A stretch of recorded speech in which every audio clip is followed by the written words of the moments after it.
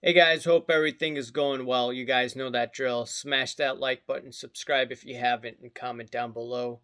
Follow me on Instagram at AIH_sports. Also, follow me on my finance channel at AIH Finance. And also, if you like my videos and you haven't subscribed, just subscribe down below. Okay, a few cards I got in the mail the other day.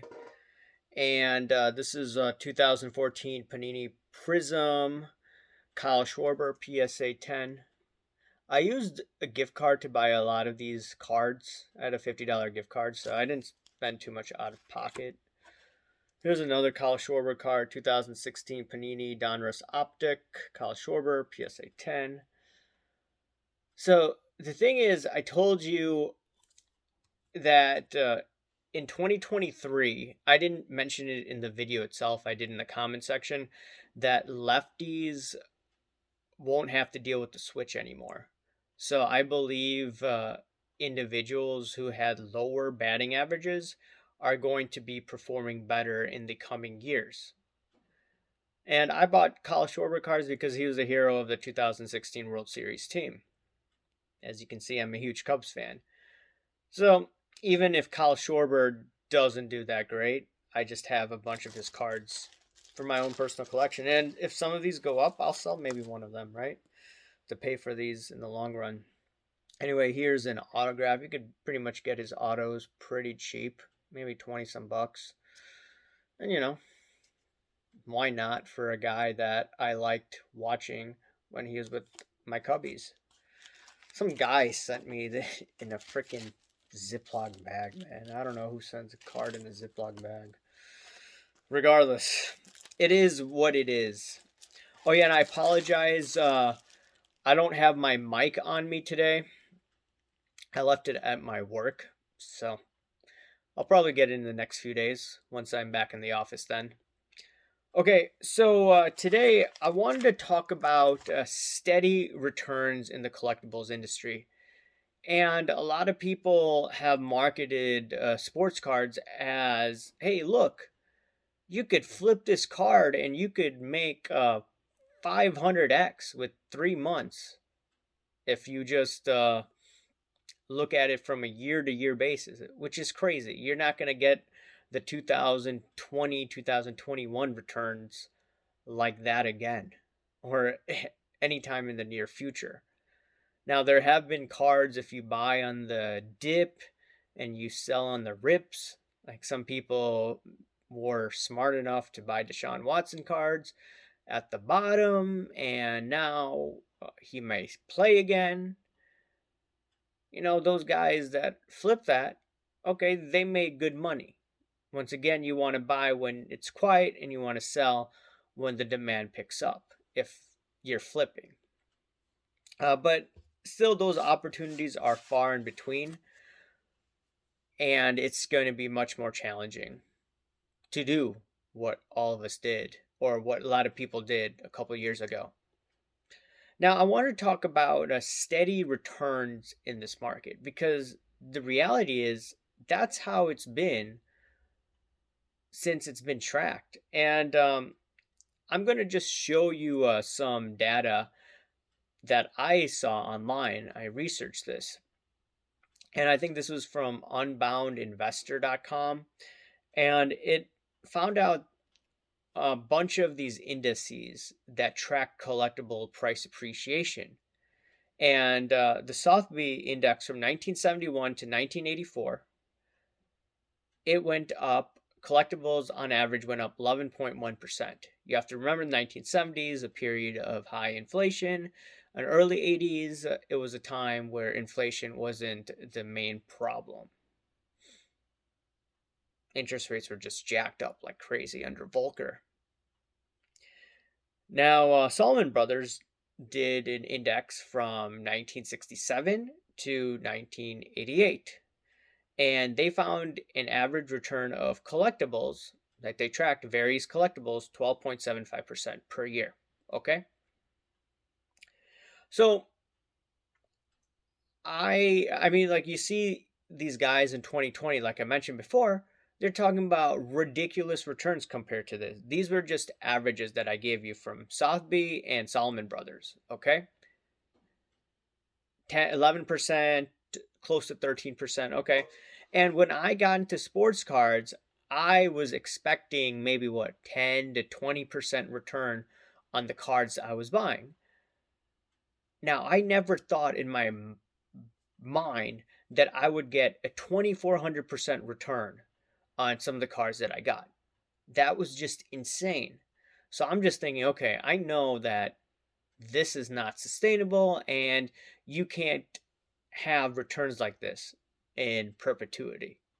That doesn't make any sense. I mean, you're not going to have a pandemic every year. You're not going to be locked in your house every year. I mean, now I'm freaking back in the office. 2 years ago, I was at home and I was wondering, like, what on earth is going on? It was at first it was kind of crazy, but then you got used to it. You're like, whatever. But that's just some of the research that I found.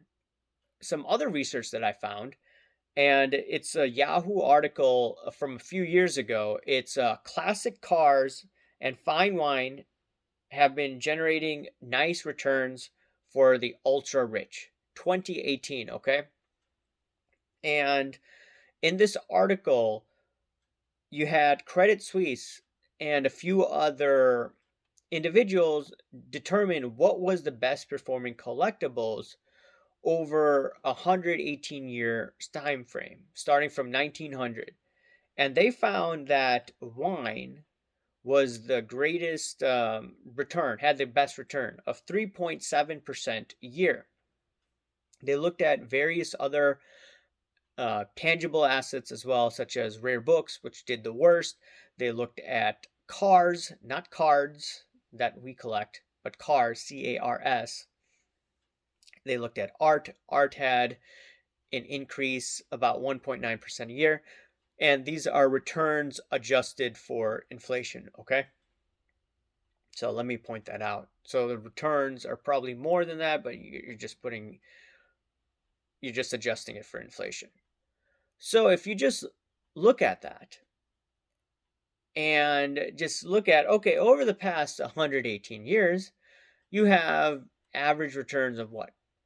4% for the best performing asset of wine. This is once again done in over 118-year time frame, right? And this was in 2018, okay? It didn't talk about the boom, etc. Now, what's interesting is that article did not mention sports cards. And that would have been a contrary indicator. You may be thinking, wait, they're not talking about sports cards. Maybe that's the time to get in when no one's talking about it. Now, a lot of people are talking about it. Is this the time to just go in to sports cards for cards that may be undervalued, that are under the radar? People can speculate. They have to risk their capital. But still, there's still a lot of talk about it.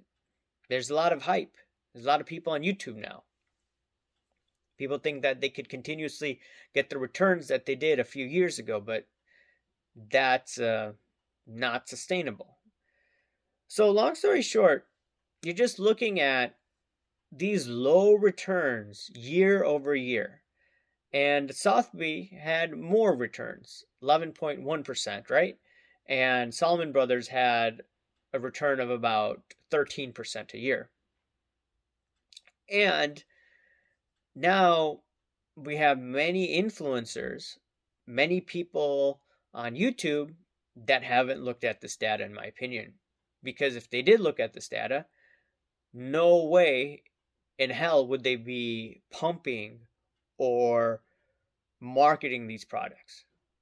There's no way they'd be doing this. And there's a saying of reversion to the mean, right? Averages go back to somewhat of a normal. And I wouldn't be surprised if we get about, 10 to 15% return on some of these cards. Not all cards. Some cards will outperform. The cards that will outperform are those individuals that exceed expectations. You're going to get more demand and thus the price will go higher. Right? I've mentioned many players in the past. So just looking at this data, you just got to look, collectibles have slowly appreciated, those that are in demand, but they weren't going up like crazy. Now, the contrary opinion will be like, hey, look, you're not looking at what's going on today. Today, we have inflation that was worse than in the past or the past decade. 1970s inflation was worse. The inflation after World War II was worse. Hopefully, it doesn't get too bad, especially with the sanctions that we've seen. But regardless, right now we're in a time of inflation. So people are saying, hey, I want to buy collectibles. I want to hedge my bet against inflation. And my response would be the time to buy is when there's low inflation. The time to sell is when there's higher inflation.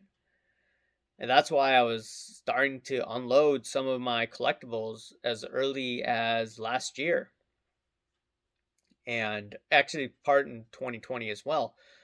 Yeah, I wanted to get out before, returns came back to normal. Prices went back to normal.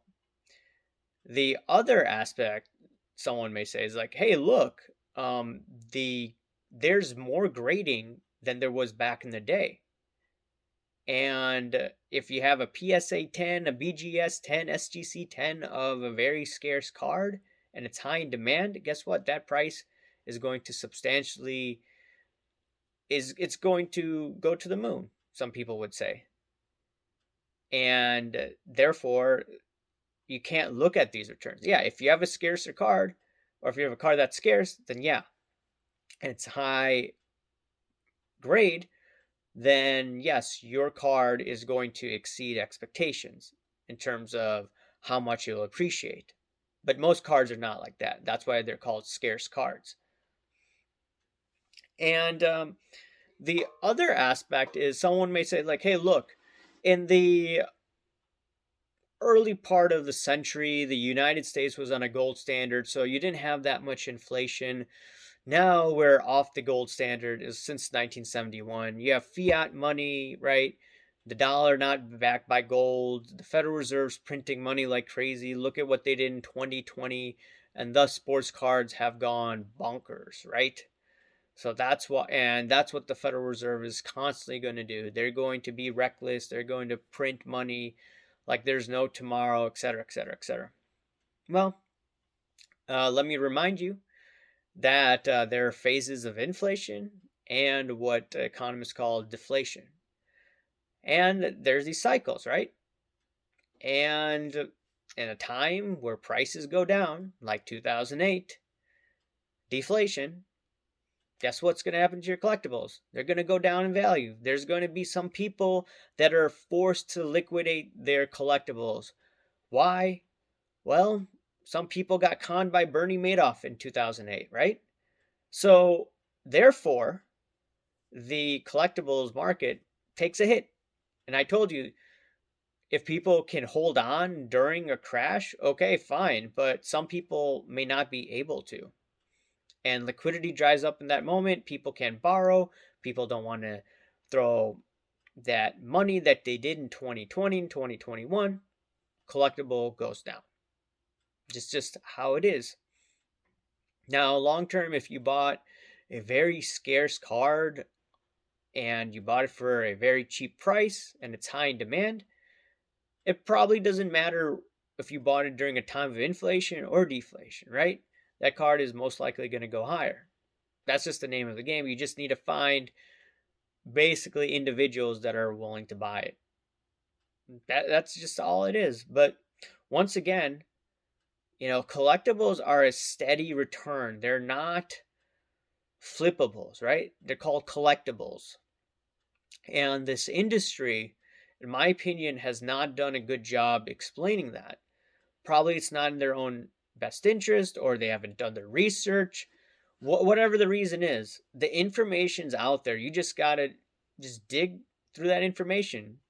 Some of it may be available through Google and some of it may not. And you have to go through some databases. And I got it through my library. I get a lot of my information. Now, I don't get every newspaper out there. I get access to the Chicago Tribune. But maybe people who are living in different states could probably find information that I'm finding.